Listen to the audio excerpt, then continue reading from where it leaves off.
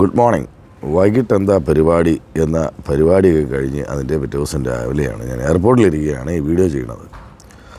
അപ്പോൾ എന്താണ് യഥാർത്ഥത്തിൽ മോഹൻലാൽ ഷോ സിഡ്നിക്ക് സംഭവിച്ചത് എന്നൊരു ചോദ്യമുണ്ട്. ലാലേട്ടൻ 10 മണിയോടുകൂടിയാണ് ആ വീഡിയോ ഇടുന്നത് സിംഗപ്പൂരിൽ നിന്ന്. 10 മണിക്ക് വീഡിയോ ഇടുന്ന ഒരാൾക്ക് വൈകിട്ടത്തെ പരിപാടിക്ക് 6 മണിയത്തെ പരിപാടിക്ക് ഷോയിലെത്താൻ പറ്റുമോ? പ്രൈവറ്റ് ജെറ്റാണ് വിളിച്ചാണോ വരുന്നത് എന്നൊക്കെ ചോദ്യങ്ങളുണ്ടായിട്ടുണ്ട്. ശരിയാണ്. ഞാനിതിൻ്റെ സാങ്കത്യങ്ങളിലേക്കോ അല്ലെങ്കിൽ റൂമേഴ്സിലേക്കോ ഒന്നും അല്ല പോകുന്നത്. കായൽ ഇവൻസ് എന്ന് പറയുന്ന ഒരു പ്രസ്ഥാനം നടത്തുന്ന ഈ പരിപാടിയിൽ ഇവർക്ക് തീർച്ചയായും ലാലേട്ടന് 2-3 ദിവസങ്ങൾക്ക് മുന്നെയെങ്കിലും ഇങ്ങനെ ഒരു പോസിബിലിറ്റി ഉണ്ട് എന്ന് പറയാമായിരുന്നു.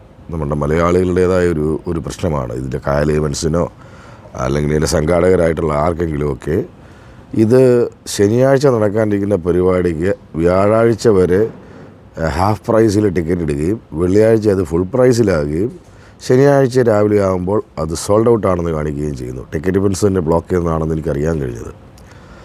വളരെ നിരുത്തരവാദപരമായ ഒരു സമീപനം അവരുടെ ഭാഗത്തുനിന്ന് അക്കാര്യത്തിലുണ്ടായി എന്ന് പറയാതിരിക്കാൻ പറ്റില്ല. കാരണം ഇങ്ങനെയൊരു പോസിബിലിറ്റി ഉണ്ടെങ്കിൽ മറ്റു ഓസ്ട്രേലിയയുടെ നഗരങ്ങളിൽ നിന്ന് വരുന്ന ആൾക്കാർക്ക് ഒരു പരിധി വരെയെങ്കിലും അവരുടെ യാത്ര മാറ്റിവെക്കാനോ അല്ലെങ്കിൽ ടിക്കറ്റ് എടുക്കാതിരിക്കാനോ അല്ലെങ്കിൽ ഒക്കെ ചെയ്യാൻ സാധിച്ചേനെ. ഇതേഴ്സ് എ പോസിബിലിറ്റി എന്ന് പറഞ്ഞിരുന്നെങ്കിൽ പോലും. പക്ഷേ അതോടൊപ്പം തന്നെ കൂട്ടിച്ചേർക്കേണ്ട ഒരു കാര്യമുണ്ട്. അങ്ങനെ ഒരു പോസിബിലിറ്റി ഉണ്ടായാലും ഓൾറെഡി തന്നെ ഈ പരിപാടിയെ എഴുത്തിക്കാട്ടാൻ ശ്രമിച്ചുകൊണ്ടിരിക്കുന്നവർ ഒരുപാടിട്ട് അലക്കം സോഷ്യൽ മീഡിയയിൽ എന്നുള്ളത് സത്യമായി ആണ് എന്നുകൂടി പറയേണ്ടിയിരിക്കുന്നു.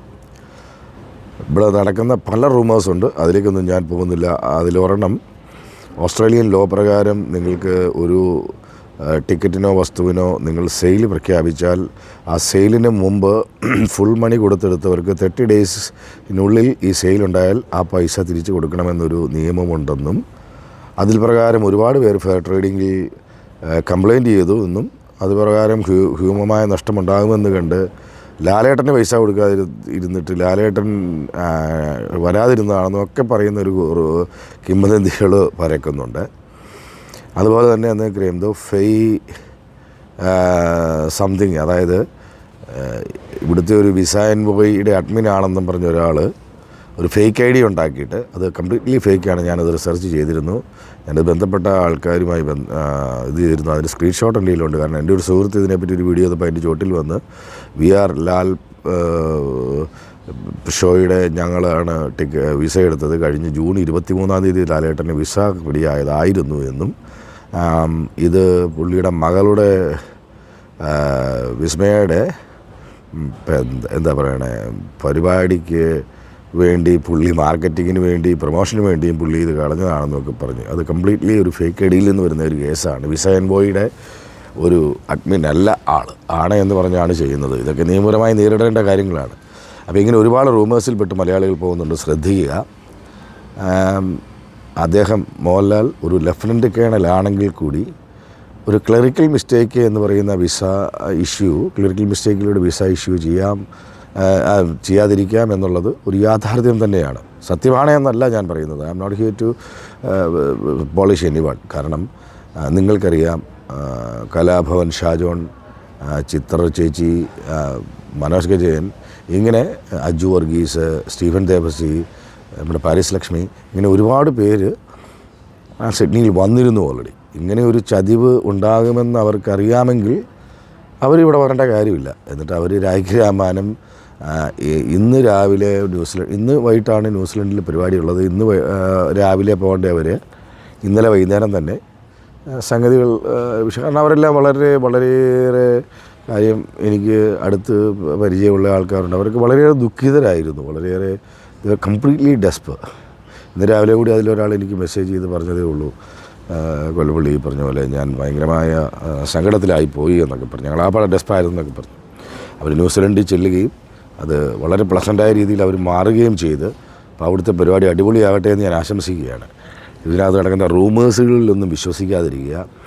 ഇവിടുത്തെ ഓസ്ട്രേലിയൻ നിയമപ്രകാരം ഒരു ടിക്കറ്റ് വെന്യൂ ഒരാളും ഈ ഓർഗനൈസേഴ്സും ഡയറക്റ്റ്ലി അല്ല പൈസ ആരുടെ നിന്ന് കളക്ട് ചെയ്യുന്നത്. ഒരു ടിക്കറ്റ് വെന്യൂയിലൂടെയാണ് പൈസ പോകുന്നത്.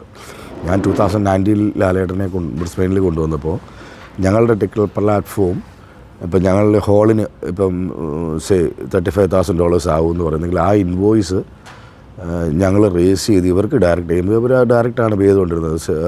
സൗണ്ടിന് ഇൻവോയ്സ് ഉണ്ടെങ്കിൽ അവർ ഡയറക്റ്റ് പേ ചെയ്യും.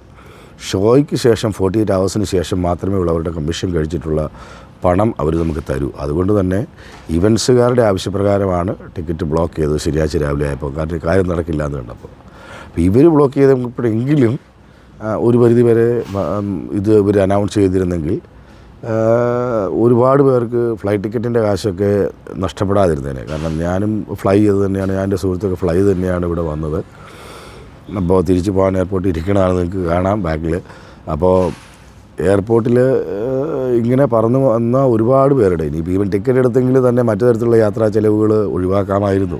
വണ്ടി ഓടിച്ച് വന്നവരുണ്ട്, അവർക്കൊക്കെ വണ്ടി ഓടിച്ച് വരാതിരിക്കാമായിരുന്നു, അല്ലെങ്കിൽ പകുതിക്ക് വെച്ചെങ്കിലും തിരിച്ചു പോകാമായിരുന്നു. അപ്പം നിരുത്തരവാദപരമായ ഒരു സമീപനം ഓർഗനൈസേഷൻ്റെ ഭാഗത്തു നിന്നുണ്ടായില്ല എന്ന് പറയാൻ വയ്യ. അതോടൊപ്പം തന്നെ ചുമ്മാ കാര്യങ്ങളറിയാതെ റൂമേഴ്സ് കേട്ട്, കാര്യം ഈ മോഹൻലാൽ ഷോ പരാജയപ്പെടുത്താൻ ഒരുപാട് പേര് ശ്രമിച്ചു എന്ന് നന്നായിട്ട് എനിക്കറിയാം. കാരണം ഞാൻ തന്നെ കണ്ടിരുന്നു ഒരു ടിക്കറ്റ് ഇതിൻ്റെ 3-4 ദിവസം മുമ്പ് ഇറങ്ങിയതാണ്. ഓർഗനൈസേഴ്സിനെ ലൈക്ക് അടിച്ചാൽ ഫ്രീ ടിക്കറ്റ്, സ്റ്റുഡൻസിന് 10 രൂപ ടിക്കറ്റ്, ഫോളോ ചെയ്താൽ അങ്ങനെയൊക്കെ പറഞ്ഞ് അത് വളരെ മലയാളികളുടെ സ്വഭാവം എവിടെ ചെന്നാലും കുറേ അളിഞ്ഞ മലയാളികൾ കാണിക്കുക എന്നുള്ളത് നമുക്ക് അതിപ്പോൾ ഓസ്ട്രേലിയയിലല്ല ഉഗാണ്ടയിലല്ല ചന്ദ്രനിൽ ചെന്നാലും ഇതൊക്കെ കാണിക്കുമെന്നുള്ളത് വളരെ ബിസിനസ്സുമായി തന്നെ നമുക്ക് പറയണം. കാരണം ഇതിൻ്റെയൊക്കെ പുറകിൽ ഒരുപാട് കഷ്ടപ്പാടുകളുണ്ട്, ഒരുപാട് പണച്ചെലവുകളുണ്ട്. കാരണം മോഹൻലാലിനെ പോലെ റെപ്യൂട്ടഡ് ആയിട്ടുള്ള ലാലേട്ടനെ പോലെ, കാരണം അദ്ദേഹത്തിൻ്റെ പ്രായത്തിൽ ഒരുപാട് മൂത്തതാണ്. ചിത്ര ചേച്ചിയൊക്കെ ലാൽ സാറേ എന്നൊക്കെ വിളിച്ച് പറയുന്നത് കേട്ടു. ഏത് പള്ളിക്കൂടത്തിൽ പഠിപ്പിച്ചിട്ടാണെന്ന് എനിക്കറിയില്ല. പിന്നെ അത്തരം സംസ്കാരങ്ങളോട് എനിക്ക് യോജിപ്പില്ല. ലാലേട്ടനെ പോലെ ഇങ്ങനെ ഒരാൾ എന്തിനാണ് ഇങ്ങനെ ഒരു പരിപാടി ഈവൻ പണം കിട്ടാത്തതിൻ്റെ പേരിൽ ലാലേട്ടൻ വരാണ്ടിരുന്നതെന്ന് പറയുന്നു. ലാലേട്ടനെ പോലെ ഇത്രയും റെപ്യൂട്ടഡ് ആയിട്ടുള്ള ഒരാൾ ഒരിക്കലും അങ്ങനെ ചെയ്യുമെന്ന് നിങ്ങൾക്ക് ആർക്കെങ്കിലും ചിന്തിക്കാൻ കഴിയുമോ? ചെയ്യില്ല. കാരണം അദ്ദേഹമൊക്കെ അത്രയേറെ ഔന്നത്യത്തിൽ നിൽക്കുന്നയാളാണ്. അത്രയേറെ വലിയ is A lieutenant colonel after all, അല്ലേ? നമ്മളുടെ ഗുജറാത്ത് മുഖ്യമന്ത്രി ആയിരുന്ന ഇപ്പോഴത്തെ പ്രധാനമന്ത്രിയായ ശ്രീ നരേന്ദ്രമോദി അദ്ദേഹത്തിന് വിസ റിജക്റ്റ് ചെയ്ത ഒരു രാജ്യത്തെ വിസ റിജക്റ്റ് ചെയ്ത കാര്യങ്ങളൊക്കെ നമുക്കറിയാവുന്നതല്ലേ. അപ്പോൾ ഇതിനെ അതിൻ്റേതായ സാങ്കത്യത്തിലെടുക്കുക. ഇത് എന്തു തന്നെയായാലും ഇതിട്ട് അലക്കാണ്ടിരിക്കുക. കാരണം ഇതിൽ നിന്ന് നഷ്ടമുണ്ടായേക്കുന്ന മനുഷ്യന്മാർ അവരുടെ നഷ്ടം നികത്താനുള്ള കാര്യങ്ങൾ ഓട്ടോമാറ്റിക്കലി തന്നെ ഓസ്ട്രേലിയൻ നിയമം ചെയ്യും, ടിക്കറ്റ് എടുത്ത് വെക്കുക. പിന്നെ മറ്റു തരത്തിൽ യാത്രാ ചെലവുകളും കാര്യങ്ങളും ഉണ്ടെങ്കിൽ അത് കൂട്ടി വെച്ച് അവർക്ക് ക്ലെയിം ചെയ്യാം. കാരണം ഇൻഷുറൻസും മറ്റു കാര്യങ്ങളും ഉണ്ട്. ഇതൊന്നും ആരുടെയും നിന്നും 1 രൂപ പോലും ഇൻഷുറൻസ് തട്ടാൻ വേണ്ടി കായൽ ഇൻവെൻസുകാർ ചെയ്തതെന്ന് പറയുന്നു ഒരു റൂമർ.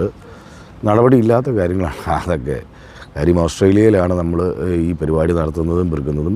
ഇവിടെ ഇന്ത്യയിലെ പോലെ 10 രൂപ കൊടുത്താൽ ആരിലും തിരിഞ്ഞും മറിഞ്ഞും കളിക്കുന്ന ഒരു ലോകത്തല്ല എന്നുള്ളതും മനസ്സിലാക്കുക. ഇതിൻ്റെ സത്യാവസ്ഥകൾ വളരെ ചിന്തിച്ച് പെറുക്കി ഇതിൻ്റെ പുറകെ നടക്കുന്ന കുറേ അളിഞ്ഞ മലയാളികൾ റൂമേഴ്സ് ഇട്ട് ആരാൻ്റെ അമ്മയ്ക്ക് ഭ്രാന്ത് പിടിച്ചാൽ കാണാനഴക് എന്നൊരു ചൊല്ലില്ലേ. അപ്പോൾ ആ രീതിയിൽ പോകുന്ന ആൾക്കാരുടെ ഒന്നും ഇത് വളരെ ഖേദകരമായൊരു സംഭവമാണ് ഉണ്ടാക്കുന്നത്. ഞാനിതിൻ്റെ ആരെയും വൈറ്റുവേഷ് ചെയ്യാൻ പറയുകയല്ല. ഇത് ഇങ്ങനെയും സംഭവിക്കാം. പിന്നെ ഈ റൂമറുകാർ പറയുന്നത് പോലെയും സംഭവിച്ചു കൂടാഴിയില്ല എന്നും ഞാൻ പറയുന്നില്ല, ഉണ്ടാവാം. പക്ഷേ ഇവിടെ വളരെ ഒരു വലിയ ടീമിൽ ഒരുപാട് കലാകാരന്മാർ അവർ വളരെ കഷ്ടപ്പെട്ട് പെറുകി ഇവിടെ പ്രാക്ടീസും എല്ലാം ചെയ്ത് ഇവിടെ തന്നെ വന്നിരുന്നു. അതിലൊരാളുമായി ഞാൻ ബന്ധപ്പെട്ടപ്പോൾ അവരെല്ലാം നല്ല ശുഭാപ്തി വിശ്വാസത്തിൽ തന്നെ ആയിരുന്നു. നമ്മളെപ്പോലെ തന്നെ ഉള്ള സ്റ്റേജിലാണ് ഈ കലാകാരന്മാരും എല്ലാം. ചിത്ര ചേച്ചീനെ പോലെയൊക്കെ നിങ്ങൾക്ക് അറിയാമല്ലോ. അങ്ങനെയൊക്കെയുള്ള ഒരാൾ ഒന്നും അങ്ങനെ നമുക്ക് വിശ്വസിക്കേണ്ട ഒരു കാര്യം പോലും ഇല്ലല്ലോ. അപ്പോൾ അതിനെ അതിൻ്റേതായ രീതിയിലെടുക്കുക. അനാവശ്യമായ റൂമേഴ്സ് അടിച്ചിറക്കാണ്ടിരിക്കുക. പിന്നെ അങ്ങോട്ട് കൊണ്ട് ചെരി കൊള്ളിയുന്ന കുറേ ലോ ക്ലാസ് മൈൻഡുള്ള മലയാളികളോട് നിങ്ങളുടെ പണി ചെയ്തോ.